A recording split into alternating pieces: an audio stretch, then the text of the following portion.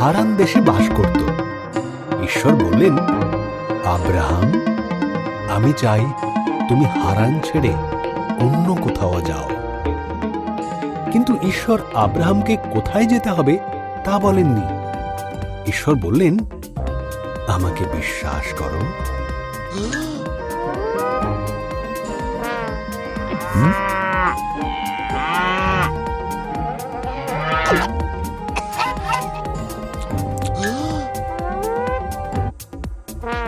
ঈশ্বর বললেন, তুমি এই দেশ ছাড়ো, আমি তোমার বংশকে এক মহান দেশ দেব।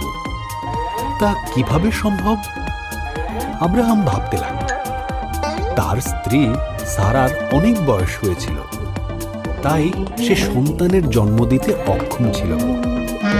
কিন্তু ঈশ্বর বললেন, আমাকে বিশ্বাস করো। ঈশ্বর বললেন, যেখানে যেতে বলছি সেখানে যাও, এবং আকাশের তারাদের থেকেও তোমার বংশধরের সংখ্যা বেশি হবে। তাদের মাধ্যমে সমস্ত পৃথিবী আশীর্বাদ লাভ করবে। আমাকে বিশ্বাস করো। আর তাই আব্রাহাম ঈশ্বরের প্রতি বিশ্বাস রাখল।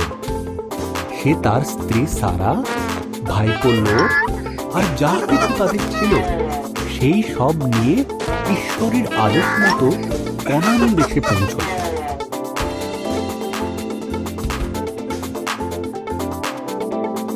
সেখানে পৌঁছে আব্রাহাম সিকিম প্রদেশে বসবাস শুরু করল। এখানে ঈশ্বর তাকে দেখা দিলেন। তিনি বললেন, এই ভূমি আমি তোমাকে আর তোমার সন্তানদের দেব। আব্রাহাম এখানে ঈশ্বরের নামে এক পবিত্র বেদি তৈরি করল।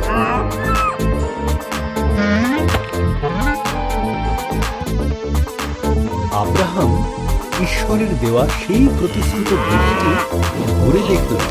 ঈশ্বরের প্রতি স্থির বিশ্বাস রাখার জন্য আব্রাহামের মনে ভারী আনন্দ হল।